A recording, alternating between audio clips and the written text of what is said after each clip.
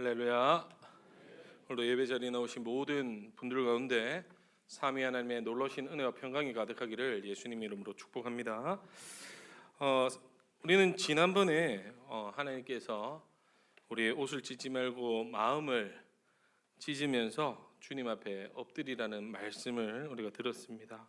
심판의 나팔 소리 앞에 우리의 자신의 이제 무능함을 인정하고 이제 하나님 앞에서 자비만을 구하며 눈물의 시간을 보내는 것이 마땅하다라는 말씀을 들었지요. 근데 생각해 보면 여러분, 회개라는 이 과정은 유쾌한 경험은 아닙니다. 내가 주인 되어 살아온 삶을 이제 다 내려놓고 틀렸다라고 인정하는 것, 그것은 마치 내 살점이 떨어나가는 것 같은 이제 통증을 동반하기도 한다라는 거죠. 우리는 어두운 골짜기를 이제 지나가는 마음으로 주님, 이제 우리는 어떻게 해야 합니까? 라는 이 막막한 질문들로 살아갈 때도 참 많았던 것 같습니다.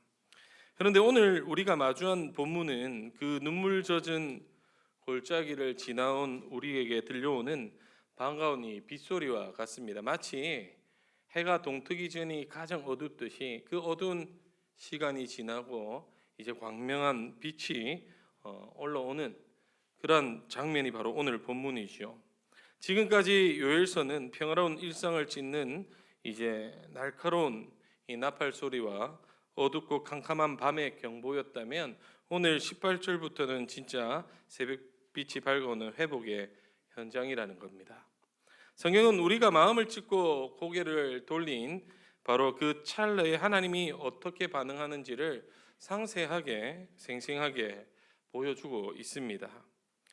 하나님은 우리가 얼마나 더우나 이것을 지켜보는 분이 아닙니다. 우리가 손을 들고 토항하자마자 주님은 기다렸다는 듯이 당신의 마음을 이제 쏟아내기 시작한다라는 거죠.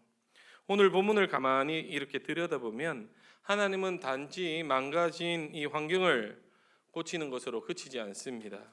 그분은 우리가 잃어버린 이 웃음을 되찾아 주시고, 또 도둑맞은 세월을 또 보상해 주시고, 무엇보다도 우리의 삶의 한복판에 당신이 계심을 증명해 보이려고 하고 계신다라는 거죠. 오늘 이 말씀을 통해서 메뚜기가 훑고 지나간 항무지 같은 우리의 인생에 하나님이 어떻게 직접 개입하시는지, 그리고 그분이 우리를 위해 얼마나 뜨거운 열심을 내고 계시는지에 대해서 함께 살피며 그 깊은 위로의 강물에 우리의 영혼이 담그기를 소망합니다. 먼저 우리가 주님 앞에 이렇게 마음을 쏟아놓을 때에 가장 먼저 일어나는 변화는 이 환경의 개선이 아니라 하나님의 마음이 움직인다라는 겁니다. 오늘 본문 18절에 보면 그 뜨거운 시작을 이렇게 기록합니다. 그때 여호와께서 자기의 땅을 극진히 사랑하시어 그의 백성을 불쌍히 여기실 것이라. 여기서 여러분, 극진히 사랑하신다라는 말은 질투하신다라는 의미를 품고 있습니다. 하나님이 질투하신다라는 것은 이제 자기 백성이 이 다른 우상에게 마음이 빼앗긴 것을 참아 견디지 못할 만큼 우리를 열렬히 사랑하신다라는 증거지요. 그 사랑이 움직이기 시작하자 하나님은 곧바로 우리의 텅 빈 손을 이제 채우시겠다라고 약속하고 있습니다. 여호와께서 그들에게 이제 응답하시기를 19절에 보니 내가 너희에게 곡식과 새 포도주와 기름을 주리니 너희가 이로 말미암아 흡족하리라. 내가 다시는 너희가 나라들 가운데서 당하지 않게 할 것이며 라고 지금 약속하고 있습니다. 여러분, 메뚜기 떼가 훑고 지나가 아무것도 남겨지지 않은 이 황무지에 주님은 다시금 풍성한 먹거리를 약속해 주고 있습니다. 그리고 우리를 애워싸고 숨막히게 했던 그 고통의 원인들을 하나님께서 직접 몰아내겠다라고 선언을 하고 계시죠. 그러면서 20절의 말씀을 이어서 하십니다. 내가 북쪽의 군대를 너희에게서 멀리 떠나게 하며 메마르고 적막한 땅으로 쫓아내리니 그 앞에 부대는 동해로 그 뒤에 부대는 서해로 들어갈 것이라. 그 적막한 데서 악취가 일어나서 나고 불결한 소리가 들리니 이는 큰 일을 행하셨음이니라 하시니라 라고 말합니다. 지금 20절에 보면 우리를 에워싸고 숨막히게 하는 이 공포의 상징인 이 북쪽 군대를 직접 밀어내어 소멸시키십니다. 여기서 중요한 것은요, 여러분, 이 모든 과정에 우리의 어떤 지혜나 전략이나 공로가 전혀 개입되지 않았다라는 겁니다. 회복은 자기 백성의 부끄러움을 참지 못하시는 이 하나님의 뜨거운 질투가 주도적이 되어서 단독 사역을 이루는 거죠. 내 힘으로 뭔가 문제가 해결되는 게 아니고 내 능력으로 내 돈으로 내 권력으로 이 문제를 해결하는 게 아니라 모든 해결에 있어서는 하나님이 주권적으로 다 하신다라는 것을 엄히 명하고 있는 겁니다. 우리는 늘 내 삶의 회복이 되려면 무언가 내가 대단한 자격으로 증명을 해야 되고 또 잃어버린 것들이 내 힘으로 이렇게 다시 쌓아야 올라야 된다라고 믿고 살아갈 때가 많습니다. 이 실패한 거 내가 다시 하면 되겠지. 또 이렇게 무너진 거 다시 또 처음부터 시작하면 되겠지라는 생각들을 가지고 있지요. 그러나 오늘 말씀은 회복의 주도권이 전적으로 나를 위해 질투하시는 이 하나님께 있다라고 우리에게 말씀해 주고 있다라는 겁니다. 저도 왜 목사지만 결핍이 없겠습니까? 목회를 하면서 때로는 감당하기 어려운 결핍을 이렇게 마주하게 되면 이런 생각들을 종종 합니다. 내가 기도가 부족한가? 아니면 내가 뭔가 더 열심히 성실하게 해내서 이 막힌 담들을 뚫어야 되는 건 아닌가라는 이런 자책들을 하게 될 때가 있어요. 그러면서 고민하면서 어떻게 해야지라고 생각할 때가 참 많은 것 같습니다. 여러분도 아마 비슷하지 않습니까? 당장에 눈앞에 지금 통장 잔고가 비워져 가고 또 자녀 문제들은 꼬여만 가고 이제 건강이 예전 같지 않을 때 본능적으로 우리는 우리 열심들을 좀 점검하는 것 같아요. 내가 혹여 하나님께 기도하지 않았나, 좀 내가 뭘 이렇게 부족했나라는 생각들을 종종 할 때가 있습니다. 그런데 오늘 본문은 우리에게 던지는 질문이 너는 얼마나 열심히 했느냐가 아닌 거예요. 도리어 너는 너를 향한 나의 질투를 믿느냐라는 겁니다. 반대로 말하면 내가 너를 극진히 사랑하고 있는 거 너 믿고 있니? 라는 질문을 던지고 있는 거죠. 하나님은 우리가 하나님보다 세상의 인정이나 이 안락함에 마음이 빼앗길 때 질투하실 만큼 우리를 뜨겁게 사랑하신다라는 겁니다. 그 질투가 우리의 회복을 이끄는 사실 가장 강력한 엔진이라는 거죠. 결국 하나님의 그 뜨거운 사랑이 우리를 회복해 한다는 사실입니다. 여러분 생각해 보십시오. 아무리 내가 고민한다고 그 문제가 해결됩니까? 누가 나를 화나게 한다고 그 화난 사람 생각하면 잠 못 이룰 때 종종 있죠. 없습니까? 있습니까? 저는 한번 그러면 잠을 한숨도 못 자요. 근데 한번 그런 생각 들더라고. 억울하더라고요. 저놈은 잘 자는데 왜 나는 못 자야 되노? 이런 생각이 들 때가 있습니다. 때로는 우리 모든 무거운 짐들이 우리 잠을 못 자게 하고 때로는 내 자녀 문제나 내 또 사업 문제나 여러 가지 것들이 잠 못 들게 할 때가 많아요. 우리는 그럴 때마다 자꾸 거기에만 집중을 한다는 말입니다. 우리를 잠 못 들게 하는 그 북쪽 군대들이 과연 뭔지 생각해 보면 때로는 경제적 압박도 있고 사람과의 관계에서 오는 문제들도 있지요. 그러나 여러분 우리가 그 군대 앞에서 맞닥뜨려서 싸우다 보면 지쳐 쓰러질 수밖에 없다라는 겁니다. 내 힘으로 아무리 아둥바둥거려도 해결되지 않는 거예요. 그럴 때 오히려 우리는 이 상황에서 어떻게 해야 되냐? 오늘 말씀이 잘 보여주는데 하나님 나는 이 상황을 바꿀 힘이 없습니다. 나를 누구보다도 뜨겁게 사랑하시는 하나님 개입하셔서 회복시켜달라고 우리는 기도해야 된다라는 거예요. 우리가 끝까지 우리를 질투하시면서까지 사랑하시는 이 하나님 앞에 우리의 삶을 맡겨드릴 때 그 뜨거운 사랑 안으로 우리는 푹 젖어들면 변화될 수 있다는 것을 하나님 확실히 약속해 주고 계신 것이죠. 결국 하나님은 오늘도 우리의 이름을 걸고 우리를 위해 싸워주고 계시다는 사실을 믿어야 합니다. 우리가 우리 자신에 대한 기대를 포기하고 주님의 주권을 인정하기 시작할 때 하나님은 비로소 우리를 세상 가운데 수치를 당하지 않게 하시고 큰 일을 시작하신다라는 거죠.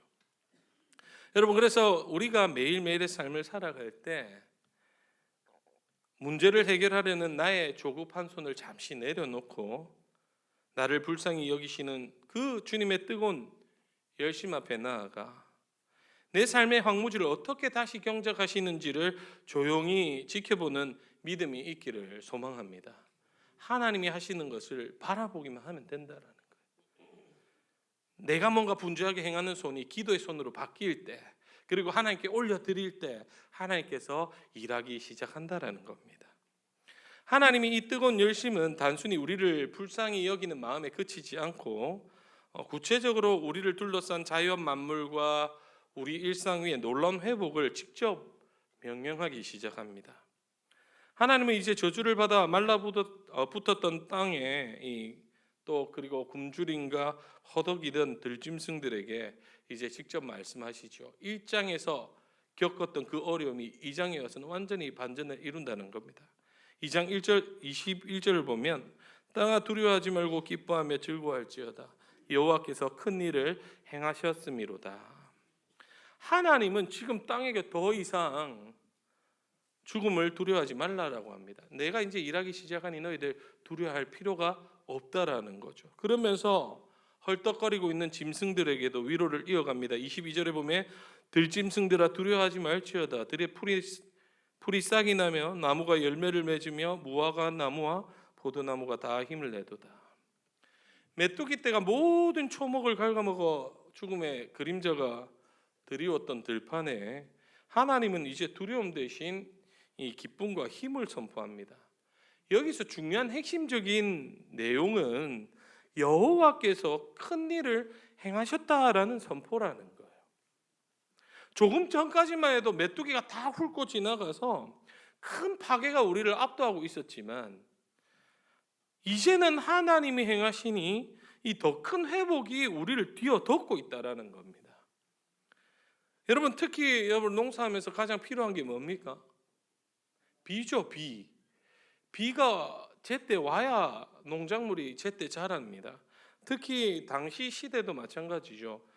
팔레스타인 땅에는 이른 비와 늦은 비가 이 열매를 파종하고 또 추수하는데 아주 이 중요한 역할을 한다는 거죠. 그런데 이 비가 가장 절실한 시대에 비의 축복을 지금 약속하시면서 시온의 자녀들에게 기뻐하라라고 명령하십니다. 23절 보면 시온의 자녀들아 너희는 너희 하나님 여호와로 말미암아 기뻐하며 즐거워할지어다. 그가 너희를 위하여 비를 내리시되 이른 비를 너희에게 적당하게 주시리니 이른 비와 늦은 비가 예전과 같을 것이라라고 말합니다. 결국 하나님께서는 당신의 그 질투하시는 사랑으로 무너졌던 그들, 마음을 찢고 돌아오는 그들에게 지금 이제 내가 회복을 이루겠다라고 약속을 하는 거죠. 그러면서 말하는 게 뭐냐면 너희들의 잃어버렸던 그 일상의 리듬도 되찾아 주겠다라고 약속하고 있습니다. 그 리듬이 찾아졌을 때 결과가 24절의 말씀인데 보시면 마당에는 밀이 가득하고 독에는 새 포도주와 기름이 넘치리로다라고 성경은 기록하죠. 텅 비었던 이 마당에 이제 곡식이 쌓이고 비어져 있던 그 독에 기쁨의 포도주가 지금 넘쳐난다라고 말합니다. 그런데 하나님이 회복시키는 이 풍요는 단순히 우리의 배를 채우는 것이 아니라 끊어졌던 우리의 삶의 축제와 웃음을 되찾아 주겠다라고 약속하고 계시는 겁니다. 그런데 생각해 보면 우리는 늘 환경이 다 고쳐지고 창고가 채워져야 비로소 우리의 두려움이 사라질 거라라고 생각하고 있습니다. 병이 회복되어야 내가 기쁨도 회복되고 문제가 해결되어야 뭔가 두려움들이 사라지겠다라고 생각하죠. 그러나 하나님은 아직도 메마른 땅 위에서 먼저 두려워하지 말고 즐거워하라라고 기쁨의 명령을 내리고 계신 것이죠. 여러분, 우리가 고난이 찾아올 때 가장 먼저 잃어버리는 것이 무엇입니까? 고난이 맞닥뜨릴 때 우리가 가장 먼저 상실되는 게 뭔 것 같습니까? 바로 우리의 웃음과 이 기쁨이 사라지는 거죠. 감사도 상실이 됩니다. 고난이 찾아오면 웃을 여력도 없는 거죠. 형편이 어려워지면 우리는 금세 두려움이라는 이 그늘에 갇혀서 앞날을 이제 비관하기 시작합니다. 그러면서 마음은 굳어지고 눈의 소망은 점점 초점을 잃어가지요. 이것이 바로 상황이 우리를 지배하는 모습이라는 겁니다. 하지만 오늘 하나님은 우리에게 말씀합니다. 아직 내 눈에 보이는 열매 없어도 괜찮다. 내가 이미 큰 일을 시작했으니 너는 지금 기뻐해도 된다라고 말합니다. 여러분, 참된 믿음을 생각해 보면 이제 비가 쏟아진 후에 감사하는 게 아니라 하나님이 비를 주실 것을 믿고 여전히 먼지가 풀풀 나는 이 메마른 땅 위에 정말 나의 환경 위에서 먼저 기쁨의 노래를 부르는 게 참된 믿음이라는 거예요. 우리의 인생 가운데 적당히 내려주실 이른 비와 늦은 비를 주시는 그 하나님을 신뢰하라는 소리입니다. 여러분, 때로는 우리의 결핍 때문에 밤잠 설칠 때 참 많지요. 그렇지 않습니까? 나의 삶의 마당에, 나의 독에 이 비어져 있을 때 우리는 참 밤잠을 설치고 이거 어떻게 채워내냐라는 고민들을 합니다. 그런데 그 빈자리가 하나님이 큰 일을 행하실 공간인 줄 믿으시길 바랍니다. 우리의 마음을 짓누르는 이 두려움의 정체를 정직하게 한번 대면해 봐야 된다는 거예요. 그때 하나님이 우리를 채워주시는 거예요. 여러분, 상황에 이끌릴 때 참 많죠. 상황이 어려울 때마다 우리가 찾아오는 문제에 직면하게 됩니다. 그런 적 없습니까, 여러분? 어려운 상황이 찾아올 때 우리는 그 상황에 집중하고 그 문제 때문에 아무것도 할 수 없는 지경에 이릅니다. 제가 대구에 어제 사역을 좀 하고 왔는데 가면서 아들을 데리고 갔어요. 운전을 하면서 이렇게 하면서 옆에 앉혀뒀고 계속 애가 화가 많은 거예요, 요새. 그러면서 하면서 말이 늘 부정적이라서 아빠 나는 너무 못생긴 것 같아. 뭐 이래. 나 아빠 닮아서 못생겨서 한 번씩 이런 말 해요. 나는 내가 잘생겼다 생각하는데. 제가 그럽니다. 왜 그런 생각하냐? 하나님이 너를 특별하게 만들어놨는데 왜 그런 생각을 하냐? 그리고 왜 자꾸 부정에만 집중하냐? 네가 교회에서도 드럼치고 섬기고 하는 부분에 대해서 하나님 기뻐하는데 그 좋은 일에는 집중하지 못하고 왜 항상 네 상황에 없는 것, 부족한 것에만 집중하면서 그 상황에서 고립되냐? 왜 거기 불편한 것에서만 그렇게 집중하고 살아가냐? 그게 결코 신앙하면서 좋은 건 아니다. 생각해봐라. 하나님이 네 드럼치는 거 기뻐 안 하겠냐? 그리고 그래 배워나가면서 섬기는 거 기뻐 안 하겠냐? 그게 더 기쁨인데 왜 너의 부족함을 더 인지하냐? 그러지 말아 했어요. 그러면서 뭐 나는 공부도 뭐 잘 못할 것 같아. 뭐 그런 말 자주 합니다. 왜 못한다라고 먼저 선포하냐? 최선을 다해라. 안 되면 어쩔 수 없는 거다, 그거는. 그런데 그 최선을 다함 속에서 네 삶의 위치에서 하나님 영광이 드러나면 된 거다. 그만큼 좋은 게 어디 있냐? 라고 그런 말을 좀 가는 중에 대화를 많이 했습니다. 뿐만 아니라 뭐 청년들하고도 이야기를 하고 학생들하고 상담을 해봐도 자꾸 비교하면서 우리의 상황에 늪에 빠져들기 시작. 나는 왜 이럴까? 나는 왜 쟤보다 못하지? 제가 늘 그런 말 해요. 그러면 저도 그런 얘기하면서 저를 되짚는데 쟤보다 못한 것 같지만 쟤보다 잘하는 것도 있다라는 거예요. 하나님이 주신 은사와 탤런트는 다 다르다라는 겁니다. 네가 그 위치에서 남들이 못하는 거 하고 있을 때 너는 그거에 대해서 감사는 못하면서 왜 정작 저 사람이 잘하는 거에 대해서 결핍에 대해서 비교하냐라고 말해요. 근데 생각해 보면 우리도 마찬가지 아닙니까?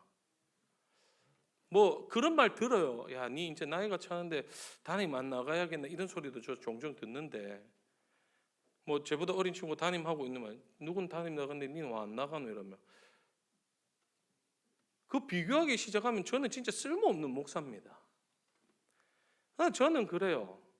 내가 지금 주어진 자리가 하나님이 정한 자리고, 내가 서 있는 자리가 하나님 기뻐하는 자리면 거기서 어떻게 감사하며 살아가는 게 더 중요한 겁니다.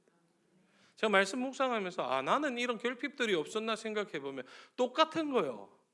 당장 내 눈에 비어져 보이는 것만 자꾸 집중이 되는데, 근데 지금 말씀을 보면 하나님이 이미 뒤에서 다 준비하고 덮고 계신데 나는 요만한 거 보고 지금 벌벌 떨고 살아가지 않나. 결국 하나님이 말한 거는 뭐냐면, 내 상황이 너희들 상황이 비록 그랬지만 나는 그걸 다 큰일로 덮을 거라는 약속을 믿고 가는 겁니다. 상황을 압도하시는 하나님을 먼저 바라보고 신실하게 찬양해 봅시다. 그럴 때 주님은 우리의 곳간을 채우기 전에 우리의 얼어붙어 있던 마음을 녹이실 줄 믿습니다. 그러면 여러분 비교할 필요가 없는 거예요. 옆 사람 한번 보십시오. 아무도 안 봅니까? 왜 보라고? 좀 나보다 잘생겼습니까? 다들 왜 허허 이렇게 하시는데, 죄송하지만 저는 여기서 제가 최고 잘생긴 것 같아요. 욕을 해도 괜찮습니다. 그건 하나님이 이렇게 만들어 놨는데 어쩌겠어요. 튜닝하지 마십시오. 얼굴 병원 가서 돈 줘가면 막 세우고 뭐 올리고, 그 주름이 깊어질수록 그것은 세월의 흔적이고 영광인 줄 믿으시길 바랍니다. 아멘 해놓고 나가면서 높일까 이러면 안 되는 거죠. 결국 뭐냐면 하나님은 이 환경을 뛰어넘어서 일하고 계시는 분이라는 겁니다. 이렇게 환경과 마음을 만지시는 하나님은 이제 우리가 가장 듣고 싶어하는 놀라운 약속을 전해주시는데, 그것은 바로 메뚜기 떼에 도둑맞았던 우리의 인생에 이 상실한 세월을 보상해 주겠다는 약속입니다. 25절 보시면 상처 입은 가슴으로 살아가는 우리 모두에게 주시는 아주 위대한 말씀을 하시죠. 25절 보면 내가 전에 너희에게 보낸 큰 군대 곧 메뚜기와 느치와 항충과 파충이가 먹은 횟수대로 너희에게 갚아주리니. 여러분, 메뚜기가 먹고 치운 것은 단순히 이 볼이나 밀만이 아니었습니다. 이것은 농부가 1년 내내 흘린 땀방울이었고 자녀들을 입히고 먹이려 했던 소박한 꿈이었으며 무엇보다도 농부의 세월 그 자체였습니다. 농사 지은 분들 알잖아요. 열심히 일했는데 갑자기 뭐 병이 와서 다 무너지면 그 세월이 다 날아간 겁니다. 생각해 보면 우리 고난이 길어지면 사람들은 이제 허무에 빠지기 시작하죠. 그러면서 하는 말이 내 세월은 다 어디로 갔는가? 나는 실패한 인생인가? 라면서 자책할 때가 종종 있습니다. 그런데 하나님은 곡식만 돌려주는 게 아니라 그 메뚜기가 먹어버린 이 횟수, 즉 상실의 세월을 통째로 지금 갚아주겠다라고 약속하고 계신 것이죠. 하나님이 회복을 시작하면 이 10년의 고통을 단 1년 만에 넘치는 은혜로 덮을 수도 있다라는 사실입니다.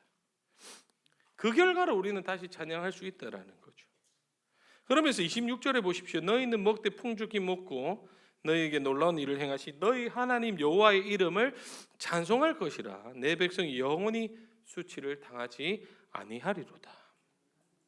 하나님의 회복을 주시는 이유는 결국 하나님과의 관계 아래서 기뻐하고 찬양하고 그 하나님이 행하신 일을 놀랍게 여기는 고백하는 삶으로 이어지는 거라는 겁니다. 그러면서 27절에 결론을 내죠. 그런즉 내가 이스라엘 가운데 있어 너희 하나님 여호와가 되고 다른 이가 없는 줄 너희가 알 것이라. 내 백성이 영원히 수치를 당하지 아니하리로다. 재앙을 겪고 회복을 거치는 긴 이 여정 속에서 우리가 깨닫는 진실은 단 하나입니다. 하나님이 정말 우리와 함께 계시는구나. 임마누엘 하나님.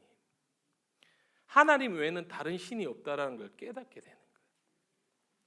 그래서 고난의 진짜 목적은 우리가 하나님 한 분으로만 충분하다는 것을 배우는 겁니다. 그래서 하나님의 이 회복은 단순히 예전 상태로 복구되는 게 아니라 상실의 아픔까지도 주님의 깊이를 아는 은혜로 바꾸어 놓는 전격적인 반전이라는 거예요. 인생을 살아보다 보면서 내 인생의 이 계절은 정말 메뚜기 떼가 다 갉아먹은 것처럼 아무것도 남는 게 없다라고 느껴질 때가 있습니다. 남들은 저만치 가고 있는데, 그러면서 인생의 수확물을 거두고 있는데 나만 마땅히 누려야 할 평안도 거둬들여야 할 열매도 없이 그저 황폐한 시간 속에서 정처 없이 떠돌아다닌 기분 말입니다. 우리가 그 텅 빈 시간 앞에 내 인생이 정말 잘못 산 거 아닐까, 내 인생은 이대로 낭비된 채 끝나는 거 아닐까라고 생각하면서 남몰래 깊은 허무에 잠길 때도 있죠. 제가 젊은 날에 이제 직장을 그만두고 필리핀으로 떠났습니다. 이제 하나님 그 소명을 확인하고 이제 다 포기했으니까 직장도 포기하고 자비장으로 1년간 이제 모아둔 돈 다 들고 이제 가서 1년간 이제 거기서 사역을 하는데 뭔가 그렇게 되면 길이 열려야 될 것 같고 이제는 선교 갔으니까 하나님이 인도해 주실 줄 알았어요. 가자마자 이게 막 문화도 다르고 언어도 다르고 상황도 다르니까 뭐 대화를 하면서 말이 안 되니까 이 오해가 생기고 하니까 막 사람이 열이 한 40도까지 올라가고 화병이 걸리는 겁니다. 이래서 한국 다시 돌아가면 이거 하나님하고 약속한 것도 깨지고 내 스스로에게도 민망하고 할 수 있는 게 없더라고요. 남들 다 잘 때 지금도 그 필리핀 SFC 가면 컨퍼런스 룸이 있는데 제가 거기 남들 다 자면 조용히 내려가서 한 2시까지 울면서 기도하고 또 올라서 자고 매일 그렇게 했습니다. 우스갯소리로 울어갖고 그 나무가 썩었다라고 내가 그러는데 항상 같은 자리에서 울었는데 진짜 하나님한테 온갖 진짜 도대체 하나님 나를 여기 왜 보냈냐고, 하나님 뜻이 뭡니까 하면서 나 너무 힘듭니다 지금. 근데 내가 할 수 있는 게 아무것도 없으면 도와달라고. 사실 부모님이 있습니까? 뭐 가족이 있습니까? 아무것도 없는 그곳에서 할 수 있는 게 기도밖에 없었는데, 그러면 밤마다 하나님이 나에게 주시는 응답이 뭐냐면 내가 너와 함께 하지 않냐, 이 마음이었어요. 그럼 다음날 또 사역하고 또 힘들면 또 가서 엎드리고 이게 반복이었던 거죠. 하나님께서 마치 보면 우리의 상황이 이렇게 메뚜기 떼 같은 고통의 시간들을 막 주는 것 같지만, 근데 그 시간을 돌아보면 이게 하나님의 임재로 다시 정의시켜 줍니다. 생각해 보면 내 삶에 정말 정직하게 마주해 봐서 주님 안 된다라고 고백했던 때가 언제냐 살펴보면 역설적이게도 가장 황폐하고 가장 상실한 그 세월 한복판에 있었다라는 거예요. 제가 그렇게 기도했더니 낭비된 시간 같은 것처럼 보였고 포기했던 시간 같은 것처럼 보였고 뭔가 나에게 유익이 없는 시간처럼 보였던 그 시간이 도리어 하나님과 가장 깊이 만나는 이 전성기로 해석되는 기적이 일어나는 겁니다. 지금도 돌이켜보면 그때가 참 좋아요. 사실 생각해보면 그때가 찌질이 궁상맞게 살았습니다. 제가 그 필리핀 살 때 지프니 타고 다녔어요. 돈이 없어가지고. 남들은 에어컨 차 타고 다니. 한국 사람이 지프니 타고 다니면 이거는 뭐 지프니 타봤습니까? 타고 지프니 몰라요? 필리핀 가면 창문 뚜껑이 다 열고 에어컨도 없고 트럭같이 생긴 게 있는데 타고 와서 집에서 코를 풀면 시커먼 게 이마에 나옵니다. 그냥 매연을 통째로 싹 삼켜 먹는다 생각합니다.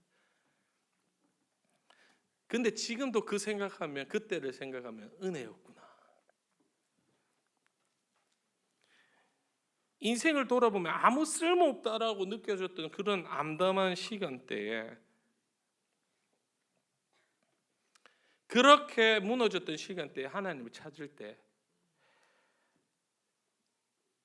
뭘 했을까 고민해보면 지금 딱 돌이켜보면요, 그 텅 빈 시간이 아니었다면 저는 결코 주님의 은혜를 담을 수 있는 마음을 갖지 못했을 겁니다. 그 광야 한복판에서 그 하나님을 씨름하며 만났던 그 시간이 나를 변화시키는 시간이었고, 그 시간이 나를 살리는 시간이었다라는 거예요. 그 세월에 제 영혼의 그릇을 빚었기에 오늘 이렇게 그때 경험한 걸 나눌 수도 있고, 또 많은 청년들 또 학생들 만나면서 제자들 찾아올 때마다 이런 이야기들을 해줄 수 있는 거죠. 제 제자 중에 이제 국제 변호사를 꿈꾸면서 대학 갔던 친구가 있었는데 오늘 수업하다 쓰러졌습니다.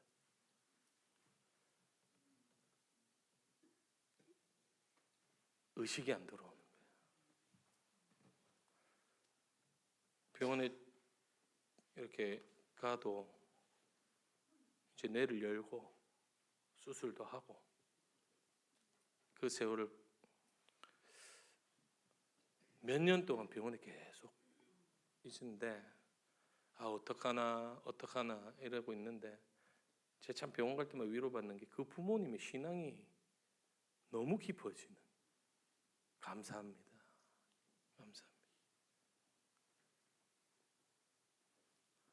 우리는 이해가 안 돼요. 이해가 안 되는데 하나님이 그렇게 그 고난을 통해서 만나고 계시는 거예요. 또 어떤 분은 중학교 때까지 이래 신앙생활을 하다가 평생 신앙생활을 하고 이제 전화가 왔는데, 교회 집사님 어머니가 전화죠. 신방 좀 해달라고. 할머니인데 전화 와서 네 가겠습니다. 갔더니 위암 말기였습니다. 한 달도 못 산다고. 그분이 그러는 거야. 나는 우리 엄마 아빠가 원망이 된다. 내가 방황할 때 왜 안 잡아줬냐. 그리고 또 자주 갔거든요. 그리고 갈 때마다 고백이 바뀌어요. 그때부터 모든 세월에 대해서 회개 기도를 하기 시작하는데, 죽는 그날까지 회개 기도하고 하나님 데려가셨지만 말미에 그런 말을 해요. 내 평생에 주님 만나지 못했는데 내가 촛불이 꺼져가는 이 마지막 그 인생의 끝에서 하나님 만났다고. 우리가 볼 때 참 이해가 안 됩니다. 왜 고난을 주지? 왜 나에게 이런 시련을 주지라는 생각들이 들 때가 있어요. 저도 그렇고. 근데 그 고난의 때를 감히 묵상해 보면 내가 하나님과 진짜 찐득하게 만나는구나. 딱 하나님과 1대1로 만나는 시간이구나. 우리가 볼 때는 불이 꺼져가는 것 같고, 우리가 볼 때는 상실되는 것 같고, 잃는 것 같지만 하나님 그 세월 보장해 준다는 겁니다. 그 고난의 세월이 결코 네 허비된 시간 아니야라고 말해요. 그동안 잘해왔고 지금도 잘하고 있고 앞으로도 잘할 거야. 우리가 자꾸 분주하다 보니까, 상황을 보다 보니까, 비교하다 보니까 하나님이 안 보이니까 하나님은 그 고난으로 내모셔서 지금 어디 하냐면 딱 마주하기를 원해서, 나 너무 사랑하는데, 너랑 얘기하고 싶은데, 너랑 함께 하고 싶은데 하면서 그 마주된 시간 안에서 우리의 모든 것들을 덜어내시면서 이제는 채워주시는 게 뭐냐면 하나님의 기쁨으로, 평안으로 채워주는 겁니다. 그래서 여러분, 잃어버린 세월 때문에 낙심하지 마시기 바랍니다. 하나님은 그 상실된 공간 안에 세상의 성공으로 결코 채울 수 없는 하나님의 아는 지식으로 가득 채워줄 줄로 믿습니다. 그래서 때로는 억울할 때 많잖아요. 하나님, 이 시간을 하나님의 지혜로 해석할 수 있도록 은혜 달라고 기도해야 되는. 하나님께서는 우리의 이 상처 입은 세월을 결코 그냥 낭비로 끝내지 않으시고 반드시 하나님의 살아계신을 증명하는 가장 귀한 통로로 여러분을 쓸 줄 믿습니다. 저도 그래요. 그래서 많은 지금 뭐 앞에 교회 제자들도 지금도 연락 오고 찾아오지만 만나면 또 상담하러도 와요. 그러면 이래 궁저렇쿵 얘기하는데 희한하게도 언제 찾아오냐면 제가 힘들 때 찾아옵니다. 그러면서 제가 그런 이야기들을 하면서 제가 다시금 내 안에 있는 그 하나님을 깨닫는 거예요. 같이 회복되는 거예요. 제가 그래서 항상 소름 돋는 게 하나님의 방법 참 특이하다. 좀 회복시켜 주시지가 아니라 그 아픔을 가지고 온 아이와 함께 이야기를 하다 보니까 나의 기억 속에 지금도 여전히 살아계시는 내 하나님의 그 역사심이 같이 공유가 되는 거예요. 그러니 우리가 살아가는 여러분 걸음 한 걸음이 결코 가벼운 걸음도 아니요, 하나님께서 인도해 주시는 걸음입니다. 선교 갈 때도 우리 아이들에게 얘기했지만 너희들이 뭐 대단해서 가는 게 아니라 너희들은 그저 받은 은혜를 흘려보내는 통로일 뿐이라고 계속 강조했어요. 너희들이 나타날 그것도 없고 우리 교회 이름이 나타날 그것도 없고 오직 하나님의 이름만 나타나면 된다라고 훈련을 하면서도 그랬고 가서도 그 얘기했지만 우리가 기억해야 될 것은 이러한 고난의 삶에서도 여전히 일하고 계신 하나님이 여러분의 삶의 고백에 증명될 때 세상은 놀랍게 여긴다라는 겁니다. 그래서 한 주간 살아갈 때 여러분 상처 입은 세월 이것이 결코 가벼운 세월이 아니었고 하나님과 직면한 시간이었고 그 직면한 하나님을 고백하는 시간 되시기를 예수님 이름으로 축복합니다. 결국 오늘 요엘서 2장 18절에서 27절은 마음을 찢고 돌아온 성도들이 맞이하는 찬란한 아침 햇살과도 같습니다. 하나님은 질투하시는 사랑으로 우리를 불쌍히 여기시며 땅의 짐승들까지도 기쁨을 명하시고 마침내 우리가 잃어버린 세월까지도 갚아주겠다 약속하는 거죠. 회복의 진짜 증거는요, 창고에 이 곡식이 가득 차는 것이 아니라 내 삶 한복판에서 하나님이 계시다는 사실이 믿어지는 겁니다. 나 여호와 외에는 다른 이가 없는 줄을 알 것이니라 라는 이 고백이 터져 나올 때 우리는 더 이상 환경을 탓하지 않고 흔들리지 않는 단단한 믿음의 사람이 된다라는 거죠. 사랑하는 성도 여러분, 이번 한 주간도 우리를 위해 열심을 내시는 하나님만을 바라보길 소망합니다. 메뚜기가 훑고 간 자리에 새싹을 틔워주시는 주님을 신뢰하시면서 또한 우리를 결코 수치당하게 않게 하시는 그 주님의 손을 붙들고 두려움을 기쁨으로 바꾸고 승리하는 복된 삶을 살아내는 우리 모든 성도님 되기를 예수 그리스도 이름으로 축복합니다.